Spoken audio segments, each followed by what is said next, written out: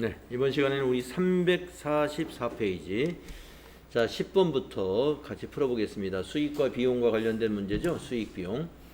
자, 다음은 주식회사 한공의 2020년도 수익 비용과 관련된 자료이다. 주식회사 한공의 2020년도 영업손익을 계산하면 얼마냐 이랬습니다. 영업이익이 얼마냐, 또 손실이 났다면 영업손실은 얼마냐 이런 얘기입니다. 자, 매출액을 먼저 찾으세요. 매출액을 찾았습니다. 자, 250만원에서 뺄 것들을 한번 이제 쭉 체크해 보면 됩니다. 매출원가 빼야 됩니다. 그 다음에 급여 빼야 됩니다. 판매비와 관리비이기 때문에. 광고 선전비도 판매비와 관리비입니다. 복리후생비도 판매비와 관리비입니다. 이자 비용은 어떤가요? 영업의 비용이죠. 이자 수익은 영업의 수익입니다. 그래서 판매비와 관리비까지, 판매비와 관리비 3건, 매출원가 1건입니다. 매입액은 관계없는 거예요. 자, 그래서 더해보면 이게 45만원에 200만원인가요? 35만원, 45만원에 이거 155만원. 전부 이거 4개를 다 더하니까 200만원이군요. 200만원을 빼면 50만원이 매출 총이익인 것이죠. 그래서 죄송합니다. 매출 총이익이 아니라 영업이익인 것이죠. 영업이익 50만원을 찾으시면 되겠습니다. 3번이 답입니다. 다음에 11번. 다음 중 영업의 비용으로 분류되는 것이 아닌 것. 1번이죠. 감가상각비는 우리가 판매관리비에서 정리했다 이겁니다. 단기매매증권 처분손실, 이자비용, 유형자산 처분손실. 이것은 영업의 비용에 해당되는 개정과목이죠. 여러분들 판매관리비 개정과목, 영업의 비용의 개정과목을 잘 구분할 수 있어야 돼요. 다음 12번. 다음 중 영업의 비용에 해당하는 것은 이자 비용이 되겠습니다. 다음에 13번. 다음은 도매업을 영위하고 있는 주식회사 한공의 경영성과에 대한 대화이다. 도매업을 영위하고 있는 주식회사 한공의 경영성과. 가에 해당하는 개정과목으로 알맞은 것은 뭔가요? 네, 전기 대비 영업이익은 감소하였는데 당기순이익은 증가한 원인이 무엇인가요? 영업이익은 감소했는데 당기순이익이 증가했다. 그러면 중간에 있는 이익이 뭐예요? 영업의 이익, 영업의 수익이나 아니면 영업의 수익이 늘었거나 영업의 비용이 줄었거나 그거죠. 자, B. 당기순이익이 증가한 원인은 무엇이 감소했기 때문입니다. 감소한 거는 비용이 감소해야죠. 무슨 비용이요? 영업의 비용이 감소했다. 맞죠? 그러면 영업의 비용에 해당되는 것이 여기 이자 비용이죠. 이자 비용. 그래서 답은 4번인 겁니다.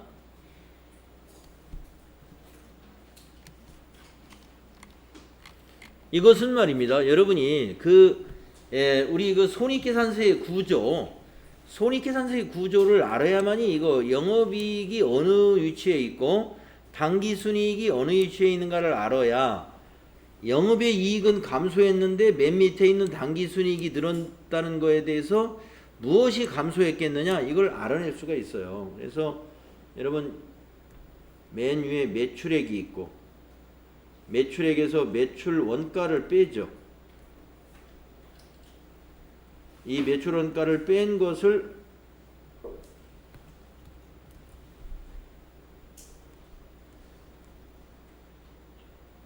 매출액이 있고 그 다음 매출 원가가 있죠. 이 매출 원가를 뺀 것을 우리가 뭘로 기록하냐면 매출 총이익이라고 기록하죠. 그 매출 총이익에서 그 다음에 빼는 게 판매 관리비를 빼죠.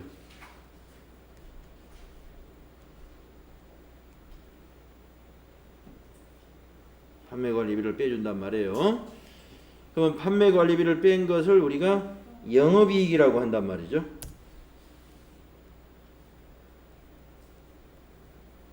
그 영업이익에서 우리가 또 더해주는 것이 있습니다. 예, 더해주는 것은 영업외 수익.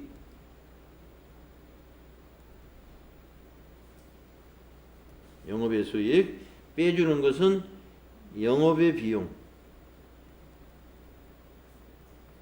영업외 비용은 빼줘요. 그러니까 여기서 말하는 이제 요 밑에가 법인세 차감전 이익이 나오고 요 밑에가 법인세 차감전 이익 그 다음에 당기순이익이 나오거든요. 요 아래가 네 좁아서 다 못 쓰겠는데 요 밑에가 이제 법인세 차감전 이익이에요. 이 자리가 그 다음에 법인세 빼면 당기순이익. 영업이익은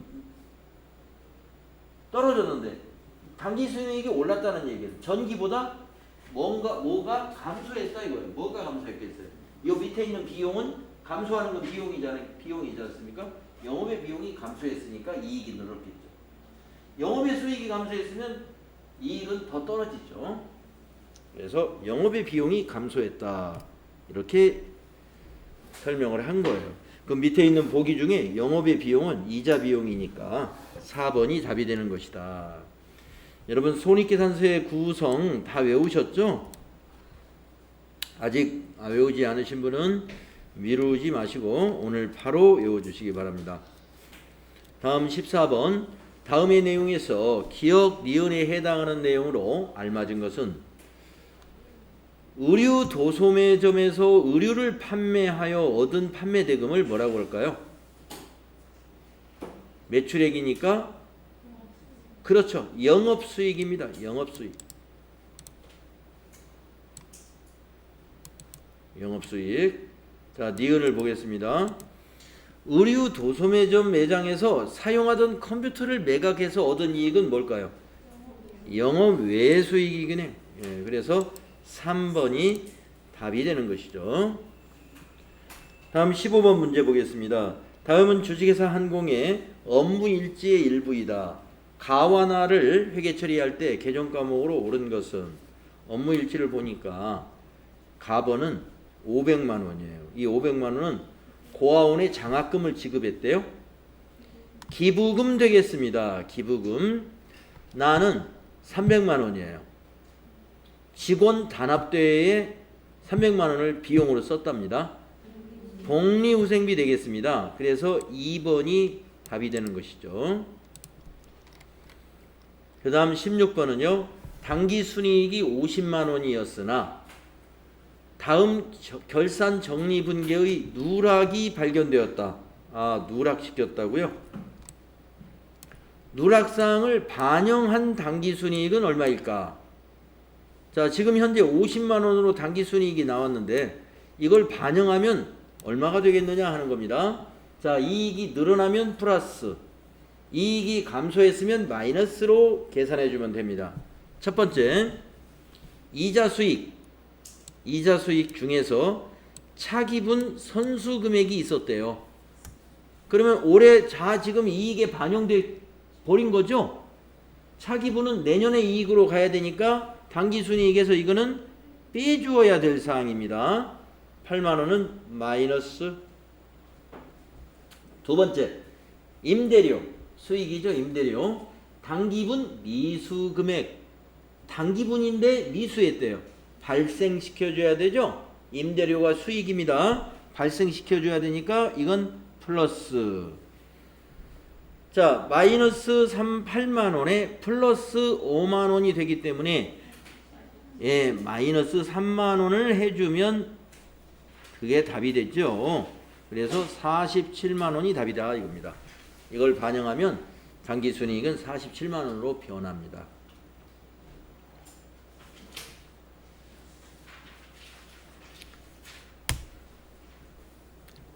자, 결산과 관련된 문제 풀어보겠습니다. 1번 결산에 대한 다음 설명 중 옳지 않은 것은 이랬어요. 옳지 않은 것을 찾아라. 자, 어느 게 옳지 않은가요?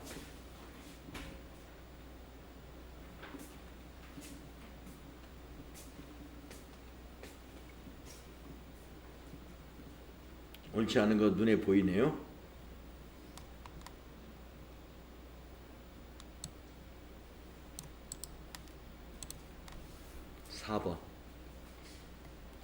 4번 틀렸습니다. 결산을 현금주의에 따라 조정하는 것인가요? 발생주의에 따라 조정하는 것이 결산이죠. 그쵸? 4번 틀렸어요. 1, 2, 3번은 맞은 거예요. 다음 2번.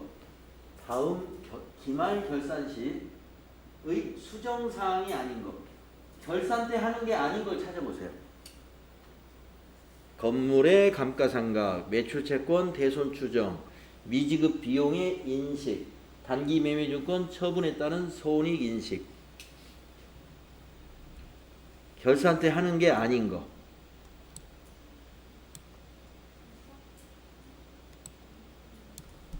(4번이죠) 단기 매매증권 처분에 따른 손익의 인식은 처분하는 날 하는 거예요. 처분하는 날 회계처리사항이죠. 이건 처분하는 날 해야 되고, 미지급 비용 인식은 결산 때 하는 거고, 결산일 기준으로. 매출채권에 대한 대손금 추정하는 것도 결산일 기준에 하는 거예요. 결산일 기준에 매출액 잔액을 가지고, 매출채권 잔액을 가지고.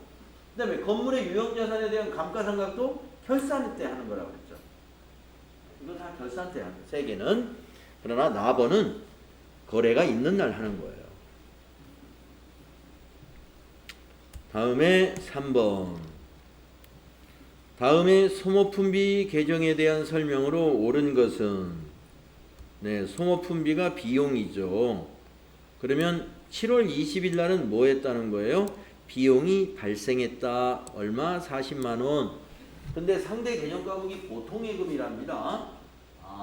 소모품을 사고 대변에 보통예금에서 계좌이체 시켰구나. 그게 7월 20일 거래예요. 자, 대변은 전부 12월 31일이네요. 결산일입니다. 결산일. 5만 원을 기록했어요. 소모품비에서 5만 원을 취소시킨 거예요. 취소. 비용을 대변에 기록한 거예요. 비용 소멸. 근데 상대 계정 과목이 소모품으로 갔대요. 소모품은 자산. 이게 뭐냐? 결산일날 소모품 창고에 가서 조사했더니 5만 원이 재고가 있더래요. 그래서 그거를 결산부기 한 겁니다. 사용을 안 했기 때문에 자산으로 잡은 거예요. 차변의 소모품, 대변의 소모품비. 자, 그런데 또 12월 30일 날 또 이런 기록이 있어요. 손익 계정으로 갔다는 거예요. 소모품비 잔액이 35만 원인데 우리가 결산 때 어떻게 합니까? 모든 비용은 손익 계정 차변으로 보내죠. 그럴 때 우리가 소모품비 대변에 35만 원, 차변에 손익 이렇게 분개해가지고 전기하면 이렇게 되잖아요. 여러분 회계의 순환 과정할 때 급여가 이 소모품비하고 같은 비용이었죠. 급여 보세요. 급여에 대변에 마지막 줄에 12월 31일 손익 얼마 이렇게 돼 있을 거예요.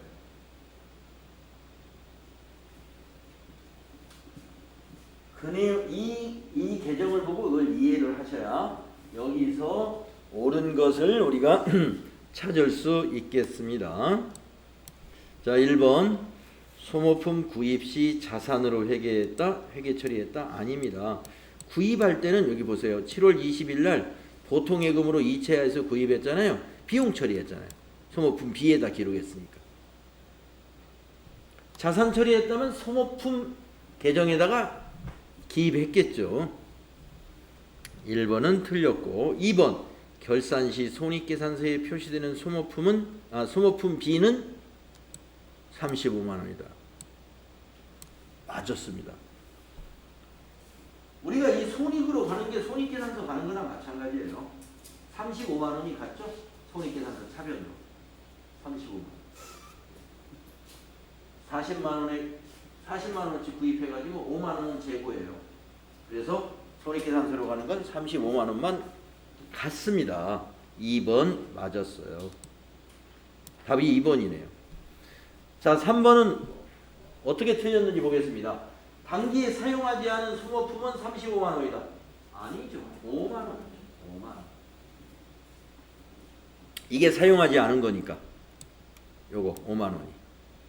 그래서 5만 원이다. 4번.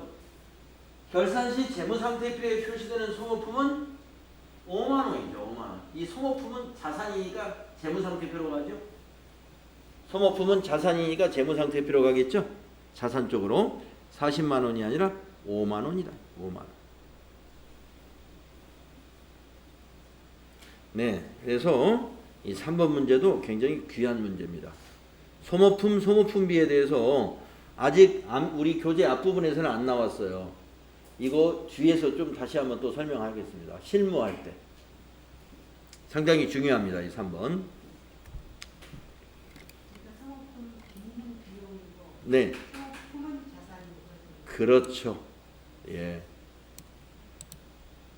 맞습니다. 다음 4번. 다음 자료에 의한 결산 조정 후 당기 순이익은 얼마인가? 네. 자, 결산 조정하기 전에 1,000만 원이 당기 순이익이었어요. 그럼 요 밑에 두 개를 조정하면 얼마가 되겠느냐 하는 겁니다. 이것도 아까 앞에 문제처럼 더하기 빼기 판단하시면 돼요. 자, 보험료 선급분.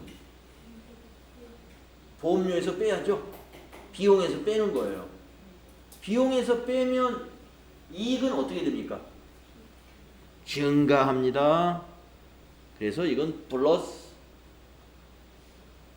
보험료 선급분이 뭐예요? 대변에 보험료 비용 취소시켜야 내년에 보험료로 가져가죠. 그러려고 차변에 자산 잡죠. 선급 비용 이렇게. 보험료가 소멸되는 거예요. 100만 원. 그러면 이익은 반대예요. 보험료가 소멸되면 당기 비용 이익은 커지는 거죠. 그러니까 플러스. 그다음 이거. 이자 미지급분이 200만 원이 있대요. 이자 미지급분이라는 건 이자 비용이라는 얘기잖아요. 그럼 발생시켜야죠. 당기 거를 미지급했으니까. 비용 발생, 차변에 비용이 오니까 이건 빼주는 겁니다. 이익이 감소해요. 그래서 두 개를 합계 계산하면 마이너스 100만 원이죠. 1,000만 원에서 100만 원 빼주면 되겠죠. 그래서 답은 900만 원이다. 3번에 900만 원이다. 그렇게 판단하시면 되고요. 여러분은 이거를요. 차변 대변으로 분계까지 척척 할 수 있어야 돼요. 자, 보험료 선급분 100만 원을 12월 31일 날 어떻게 수정분계해야 되느냐. 수정분계 할 줄 알아야 됩니다. 이 말이에요. 자, 어떻게 한다고요? 차변에 선급 비용 100만 원, 대변에 보험료 100만 원 이렇게 할 줄 알아야 되고요. 이것을 거래의 결합관계로 말할 수 있어야 돼요. 선급비용 차변은 자산을 증가시켰다. 보험료 100만 원은 비용을 소멸시켰다. 차감시켰다 이 말이에요. 그 다음 이제 이자 미지급분 200만 원을 12월 31일입니다. 이 아까 위에 거 21일이라고는 제가 실수한 거예요. 12월 31일 어떻게 수정분계해야 되느냐? 부르셨나요?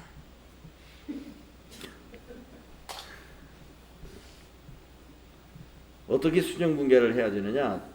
차변에 이자 비용을 발생시켜야 돼요. 이자 비용 200만 원. 대변에 미지급했으니까 부채로 인식합니다. 미지급 비용 200만 원. 네, 이렇게 됩니다. 그래서 이거 차변의 이자 비용은요, 비용을 발생시켜 주는 거예요. 대변의 미지급 비용은 부채가 증가하는 거였습니다. 그래서 이거는 당기 순이익에 어떤 영향을 주느냐 하니까 우리가 이 자산이라든가 이 부채는 손익에 영향을 주는 게 아니에요. 뭐만 따지냐면 비용과 수익만 따져야 돼. 비용과 수익만. 당기순이익에 영향을 주는 것은 뭐예요? 손익계산서에 가는 것이 당기순이익에 영향을 주는 것이죠. 그러니까 이 분계에서 자산 부채는 생각을 안 하면 돼요. 당기순이익에 변화를 주는 걸 볼 때는 비용과 수익만 찾아가지고 비용이 소멸돼야 되잖아요. 비용이 소멸되면 이익은 커지는 거예요. 그래서 아까 여기를 플러스라고 우리가 적었고, 비용을 발생시켜지나요? 비용 발생. 비용이 발생되면 이익은 줄어드는 거예요. 그래서 아까 이걸 빼주자 그런 거예요. 그러니까 이 분계를 굳이 안 쓰더라도 이게 머릿속에 떠올라가지고 더할 거 뺄 것이 딱 결정된다면 그냥 아까 그 식으로 처음에 했던 식으로 분계 안 쓰고도 됩니다. 네. 그런데 왜 더해야 되는 거요? 왜 빼야 되는 거요? 설명해 주세요. 그러면 이 분계해가지고 설명해야 돼. 네. 비용이 소멸됐잖아요. 그러니까 이익이 커지니까 이건 더해야 됩니다. 비용이 증가했죠. 비용이 증가했으니까 이익이 줄어들죠. 그러니까 빼야 됩니다. 이렇게 분계를 놓고 설명해야 그렇군요. 이게 말이 되는 것입니다. 그래서 우리 모든 회계의 실무는 분계로 시작하는 거예요. 분계로 끝을 보는 겁니다. 그래서 제가 아마 첫날 그런 말씀을 드렸는지 모르겠는데 분계로 시작해서 우리 끝나는 날까지 분계를 하다가 끝날 것입니다. 정말이에요. 따지고 보면 이 분계 실력이에요. 모든 게. 실무적인 것은. 뭐 회계의 개념이라든지 뭐 원칙이라든가 이런 이론적인 거 빼고 우리가 뭘 자산, 부채, 자본, 수익, 비용이 어떻게 변화를 시켜야 되는 거야 하면 그게 다 회계처리라는 것은 분계라는 얘기예요.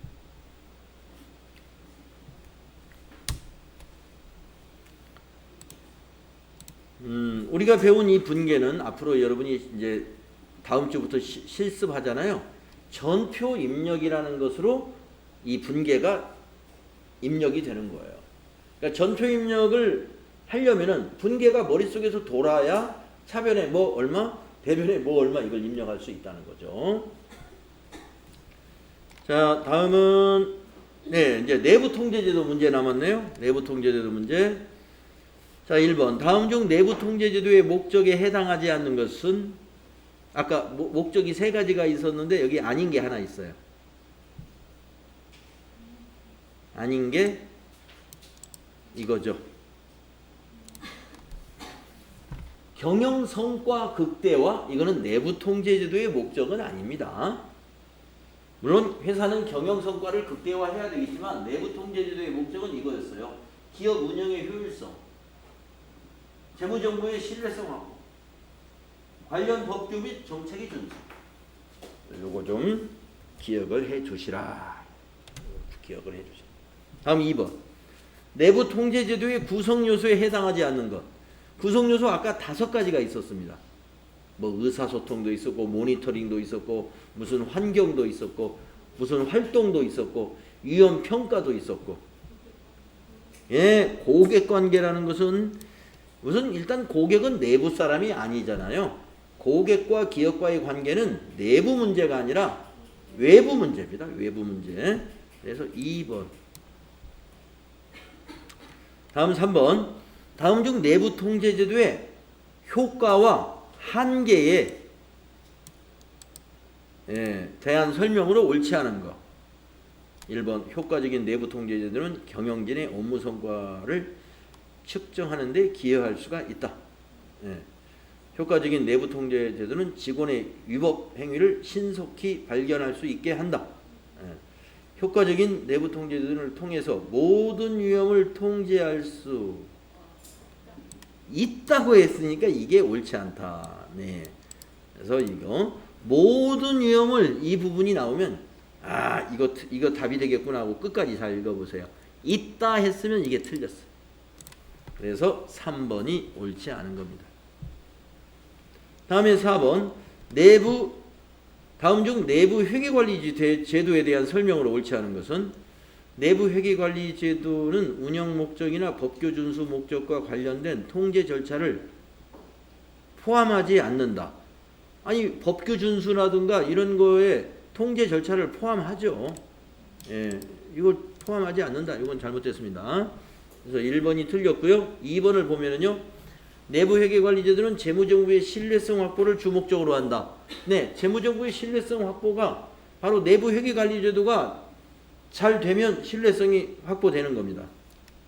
재무정부가 바로 재무회계를 말하는 거예요. 다음 2번 내부 회계관리제도는 자산보호 및 부정방지 프로그램이 포함된다. 네, 아까 자산보호와 부정방지 기억나시죠? 다음 4번 내부 회계관리제도와 내부 통제제도는 밀접한 관계가 있다. 그렇죠. 내부 통제는 회사 전체고 내부 회계는 그 중에 회계만을 말하는 거예요. 다음에 5번 다음 중 내부 회계관리 제도에 대한 설명으로 옳지 않은 것은 자산보호와 관련된 통제는 승인되지 않은 자산의 취득 등을 예방, 적발하는 체계를 말한다. 맞고요. 부정방지 프로그램은 부정을 예방, 적발하는 체계를 포함한다. 맞고 경영진의 권한남용에 대한 부정방지 프로그램이 없는 경우 통제상 중요한 취약점이 된다. 맞고 재고 실사를 통해 자산의 도난이나 분실을 완전히 막을 수 있다. 예, 틀렸어요. 완전히 막으려고 재고 실사를 하는 게 아니에요. 이거는 신뢰성을 높이려고 실사하는 겁니다. 물론 예방은 할 수 있겠죠. 재고 실사를 자주 하면 아무래도 관리를 철저히 하게 되니까 도난이나 분실이 예방될 수는 있으나 완전히 막을 수는 없는 것입니다. 그렇습니다. 이런 식으로 나옵니다. 이게 5가지 유형 중에 한 문제가 나올 거예요. 자, 그러면 이제 재무회계 이론이 다 끝났습니다. 예. 그래서 우리가 지금까지 풀었던 문제 있죠? 여기 유형별 연습 문제 재무회계 그 첫 시간부터 쭉 풀었던 거 그 범위 내에서 20문제를 제가 출제가 된다. 그래서 내일 보려고 했는데 어제 오늘 저희 학원 입학할 때부터 어제 오늘 어디 가신다는 분이 있었어요. 무슨 집안에 약속이 있어가지고 그래서 거기 다녀오면서 내일 와서 바로 시험을 못 보겠다고 그래서 월요일 날 여러분들 같이 시험 보도록 하겠습니다. 그러면은 이제 앞으로 다시 가셔서 시간이 이제 15분 남았으니까 15분간 본문으로 돌아가서요. 부가가치세 이론을 시작하겠습니다.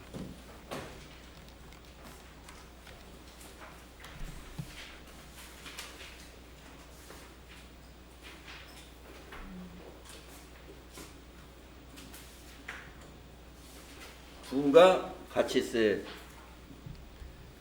자, 부가가치세 이론에서 5문제가 나와요. 5문제. 네, 5문제. 이론으로만 5문제. 실기에서는 점수가 아주 커요. 그래서 부가가치 여러분 그 100점 만점 중에서 대개 부가가치세가 한 30점 차지한다고. 재무회계가 70점. 7대3 정도 돼요. 부가가치세 부분이 우리 FAT 1급에서는 굉장히 중요한 과목이다. 이렇게 보시면 되겠습니다. 자, 여러분이 아마 그동안 사시면서 부가가치세라는 말 많이들 들어보셨을 거예요. 네. 자, 그래서 이제 우리가 부가가치세의 개념, 우리나라 부가가치세의 특징, 이거는 이제 세법에 있는 내용을 시험에 출제되는 내용으로 이렇게 정리를 했다고 보시면 돼요. 예. 부가가치세라고 하는 법률이 있잖아요. 그 법률에 있는 내용을 시험의 출제 유형에 맞게끔 이렇게 항목별로 정리를 했습니다. 자, 첫째, 부가가치세의 개념에 대해서 알아야 되는데 우선은 부가가치라는 게 뭐냐? 부가가치에 대해서 과세를 하는 것이 부가가치세거든요. 그러면 부가가치가 뭐냐 하는 것을 우리가 먼저 알아야 됩니다. 부가가치가 뭐냐?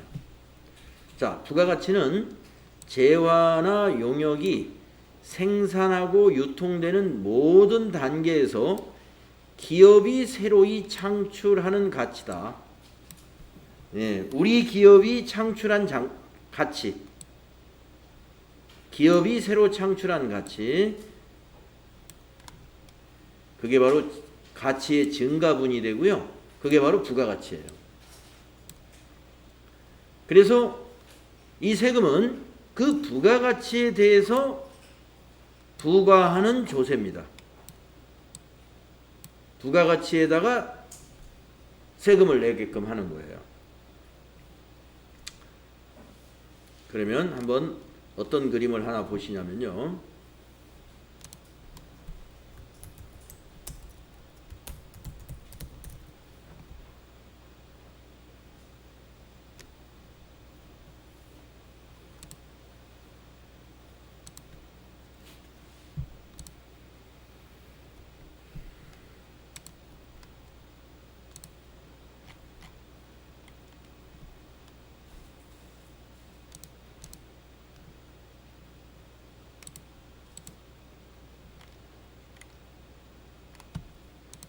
네, 여기 있는 그림을 한번 보시면은요.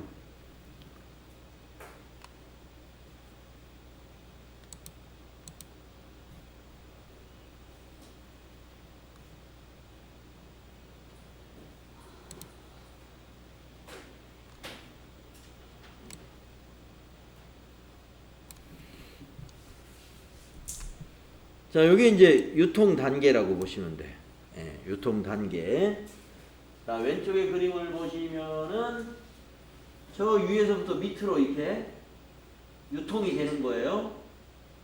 A는 생산자, B는 도매상, C는 소매상. 그리고 최종적인 소비자는 개인. 네. 자, 아까 뭐냐면 부가가치가 뭐냐 하는 것을 우리가 먼저 이해해야 되는데, 부가가치라는 것은 사업자가 증가시킨 부분, 가치를 증가시킨 부분입니다. 자, A 사업자가 생산자인데요. 1,000원에 팔았대요. 누구에게? 도매상에게. 그러면 저 생산자가 만든 부가가치가 1,000원이에요. 생산자가 만든 부가가치가. 그래서 생산자가 내는 세금을 보면 저 끝에 납부세 100원 납부합니다. 100원. 자기가 증가시킨 부가가치의 10%가 그 사업자가 내야 되는 세금이에요. 자, 그 다음에 도매상 볼까요? 도매상이 소매상한테 2,000원에 그 같은 물건을 팔았답니다. 그러면 도매상도 1,000원에 사가지고 2,000원을 만들었죠? 그러면 1,000원의 부가가치를 증가시켰어요. 그래서 도매상도 내는 여기 끝에 납부세 100원, 생산자하고 똑같이 100원을 부가가치 세금으로 납부합니다. 자기가 증가시킨 1,000원의 10%. 그 다음에 소매상. 소매상은 3,000원에 팔았대요. 소매상이 도매상한테 사오는 건 2,000원에 사왔어요. 그래가지고 3,000원을 받고 팝니다. 그러면 소매상도 1,000원의 부가가치를 증가시켰죠. 그래서 거기에 10% 100원을 사업자들이 세금을 내요. 사업자들이. 자, 최종 소비자. 최종 소비자는 3,000원짜리 물건을 세금 포함해서 3,300원에 삽니다. 3,300원에. 네. 그러면 소비자는 물건값 3,000원에 세금 300원 부담했어요. 영수증 받으면 거기에 VAT 300원이게 찍히니까.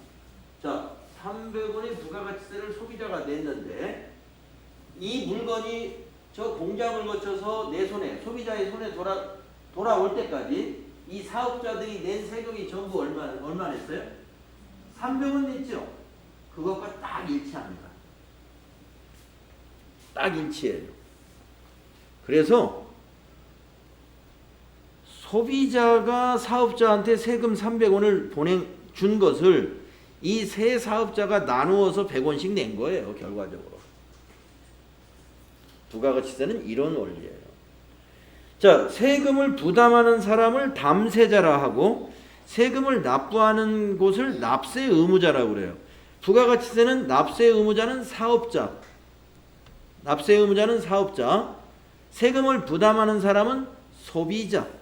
그래서 간접세다 그럽니다. 간접세금이다. 간접세. 세금을 부담하는 자와 납부하는 자가 달라요. 그런 세금이 많이 있습니다. 부가가치세가 대표적이지만 술 마시는 사람들이 술병에 주세. 소주가 1,000원이면 거기 주세가 한 1,000원 더 붙었어요. 그러면 소주가 2,000원이 돼. 거기다가 또 교육세 무슨 세 붙어요. 만약에 교육세가 800원이다. 그러면 2,800원이 돼요. 거기에 부가가치세가 또 붙어요. 그럼 2,800원에 또 10%, 280원이 또 붙어요. 그러면 3,000 얼마가 돼요. 그래서 소비자는 최종적으로 주세 붙었지, 교육세 붙었지, 환경세 붙었지, 맨 나중에 부가가치세 붙었죠? 다 세금 다 소비자가 술 마시는 사람이 다 세금 낸 거예요. 근데 나는 술 마실 때 그 가게집 주인한테 술값하고 세금까지 낸 거죠. 그 세금을 누가 내줘요?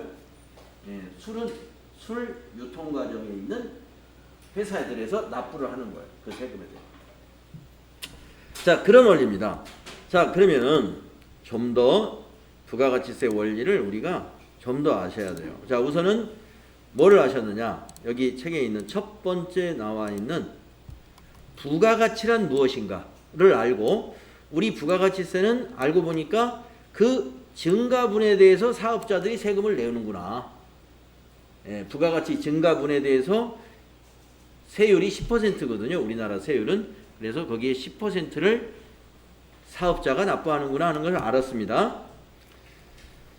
자, 그렇다면 이제 더 알아야 돼요. 자, 우리 부가가치세는요, 일반 소비세입니다.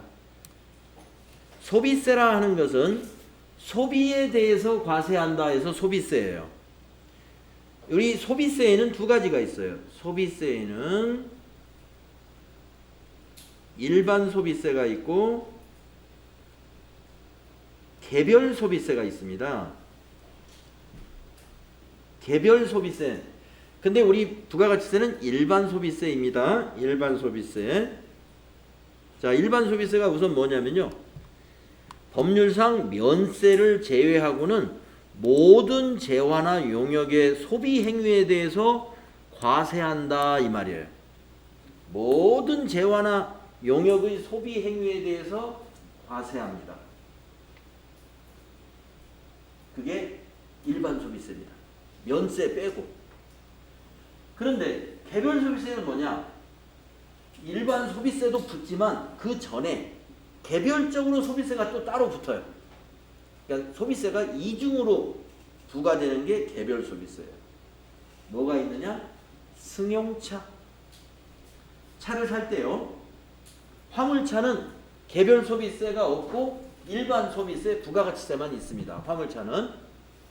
그런데 승용차에는 승용차가에다가 개별 소비세가 먼저 붙고 그것이 과세 표준이 되어서 부가가치세, 일반 소비세가 또 붙어요. 승용차는 그러니까 소비세가 이중으로 과세되는 거예요. 또 술 중에서도 소주, 양주는 부가가치 소비세 중에는 부가가치세만 있지만 양주, 위스키 같은 거 거기에는 개별 소비세가 붙고 그 다음에 또 부가가치세인 일반 소비세가 또 붙어요. 그러니까 개별 소비세 붙는 것을 보면은요, 우리 주변에서 좀 사치품이라고 하는 것들이 다 개별 소비세가 붙습니다. 우리가 생맥주집에 가서 술 마시는 거 거기는 개별 소비세가 없어요. 다 일반 소비세, 부가가치세만 냅니다. 그런데 고급 술집에 가서 술을 먹으면 거기는 개별 소비세가 붙는 술집이에요. 그래서 영수증에 보면 개별 소비세 얼마, 부가가치세 얼마, 소비세가 이중으로 붙는 게 개별 소비 제품이에요. 자, 부가가치세는 일반 소비세입니다. 모든 재화에 대해서 또 용역에 대해서 과세된다. 개별 소비세는 특정 재화나 용역에 대해서만 과세돼요. 그 다음에 전 단계 세액공제법이다. 네. 아까 부가가치, 자기가 증가시킨 부가가치에 대해서 조세를 납부하잖아요. 이것을 알고 보면 자기가 증가시켰지만 세금을 우리 고객한테 받은 세금에서 전 단계 내가 매입할 때 부담했던 세금을 빼서 내는 거예요.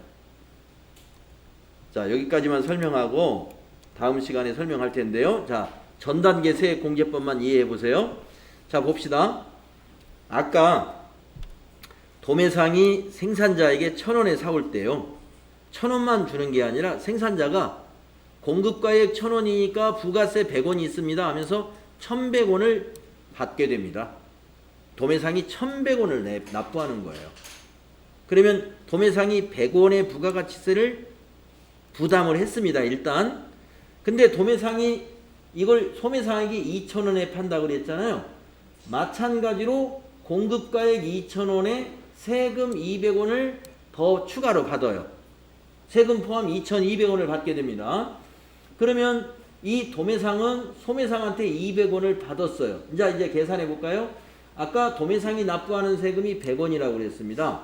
그 100원의 납부 원리는 자기가 증가시킨 부가가치의 10%이기도 하지만 세금으로 따져보면은 소매상한테 200원에 받았죠? 그것을 매출세액이라고 그래요. 도매상이 매출할 때 소매상으로부터 받은 세금이다. 매출세액. 그 다음에 도매상은 생산자에게 100원의 세금을 납부했죠. 그것이 매입세액입니다. 그래서 납부할 때는 매출세액 빼기 매입세액이에요. 이것이 전단계 세액공제법이라는 얘기입니다. 자, 소매상도 따져보세요. 자, 소매상이 도매상한테 2,000원에 사오면서 세금 200원을 소매상이 부담을 했습니다. 소매상이 부담한 세금은 200원이었어요. 자, 근데 소매상이 소비자에게 3,000원에 팔면서 3,300원을 청구해서 받습니다. 이 중에는 세금이 300원이 포함되어 있어요. 자, 그러면 소매상 입장에서는 매출세액이 300원 소비자한테 받았죠. 매입세액 소매상이 부담했죠. 200원. 자기가 부담한 걸 뺍니다. 빼서 세금 더 받은 것만 내주는 거예요.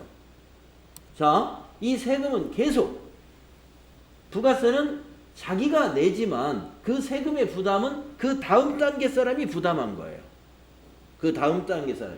결국에 사업자가 아닌 최종 소비자가 여기 세 사업자가 납부한 세금을 다 부담하게 된 것이다. 그래서 소비세라는 거예요. 부가가치세는 사업자의 세금이 아니에요. 사업자가 납부 의무만 있는 거예요. 납부 의무. 사업자는 납부 의무가 있는 것이고 세금의 부담은 최종적으로 소비한 사람이 다 부담한 거예요. 소비자가 내고 있는 세금이죠. 이거 부가가치세의 중요한 원리입니다. 이걸 이해를 못하면 나는 장사해서 세금 내느라고 돈을 못 벌어요. 이런 말하는 사람은 그걸 전혀 이 부가가치세 제도를 모르는 사람이에요. 부가가치세는 그 사업자에게 어떤 소득에 대해서 내는 게 아니라 사업자의 소득에 대해서 걷어가는 세금은 개인 사업자는 종합소득세, 법인 사업자는 법인세를 걷어가는 거예요. 사업자의 사업 성과에 대해서 세금을 가져가는 것은. 그런데 부가가치세를 납부하면서 내가 손해를 봤다. 세금을 너무 많이 냈다. 부가가치세를 많이 낸 사람은 자기 소비자에게 세금을 많이 걷었기 때문에 많이 내는 거예요. 당연히 내야 되는 겁니다. 당연히. 그래서 부가가치세 원리. 최종 소비자가 세금을 부담한 것이다. 사업자는 행정적인 것을 도와준 거예요. 국가가 납부 의무를 사업자에게 부여한 겁니다. 그래서 납부 의무자는 사업자, 담세자는 소비자인 것이 바로 소비세인 부가가치세의 중요한 특징 중에 하나입니다. 자, 여기까지 했고요. 이 밑에 다른 특징들은 다음 시간에 우리가 이해하도록 하겠습니다. 네, 수고했습니다.